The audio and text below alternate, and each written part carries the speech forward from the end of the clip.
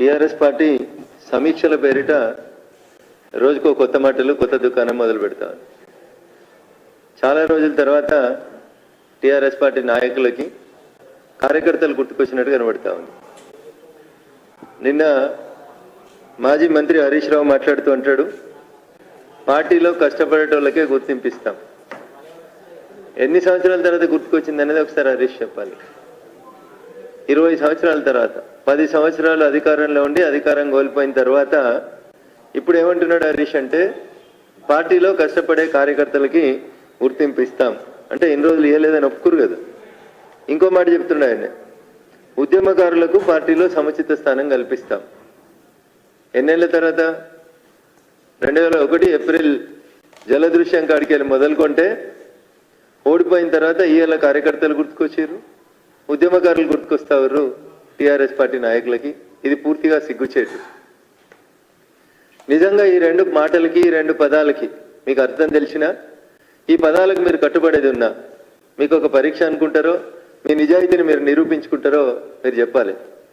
రేపు ఎన్నికలు వస్తే ఏప్రిల్ 2024లో ఈ రెండు మాటలకి మీరు కట్టుబడి ఉంటారా? ఒకటి, ఉద్యమకారులకు సీట్లు ఇస్తాం. 2, పార్టీలో కష్టపడి పనిచేసినటువంటి కార్యకర్తలకి సముచిత స్థానం ఇస్తాం. ఈ రెండు మాటలకి మీరు కట్టుబడి మీ నీతిని మీ నిజాయితీని నిరూపించుకోవాలని చెప్పి నేను ఈ సందర్భంగా విజ్ఞప్తి చేస్తా ఉన్నా.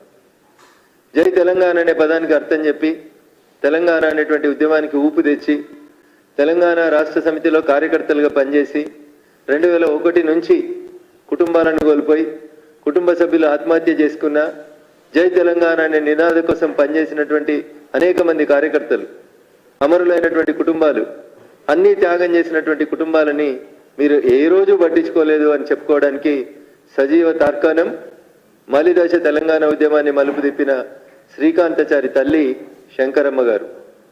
శంకరమ్మ గారు ఇంటికి పోయి మనమని బర్త్డే ఉందంటే బావ బామ్మర్దులు ఇద్దరు కలిసి భోజనం చేసుడు కాదు.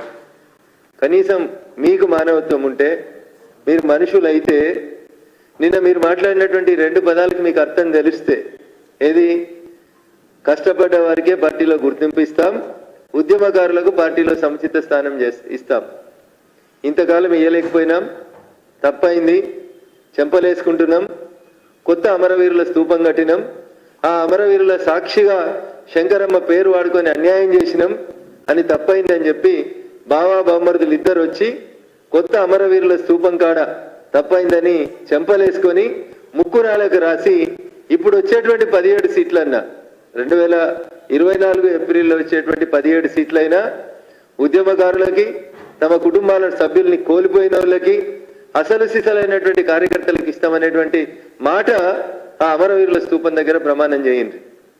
నేను ఎందుకు ఇంత స్పెసిఫిక్గా మాట్లాడుతున్నా అంటే, ఇప్పటికే మెదక్ లాంటి సీట్లు అమ్ముకున్నారని, చేవెళ్ళ లాంటి సీట్లు అమ్ముకున్నారని, రేపో మాపో నల్గొండలు, మహబూబ్ నగర్లు కూడా అమ్ముకుంటారని, డబ్బున్నోళ్ళకే సీట్లు ఇస్తారని, ఇట్లా రకరకాలైనటువంటి ప్రచారాలు మీ సమీక్ష తర్వాత బయటకు వస్తున్నాయి.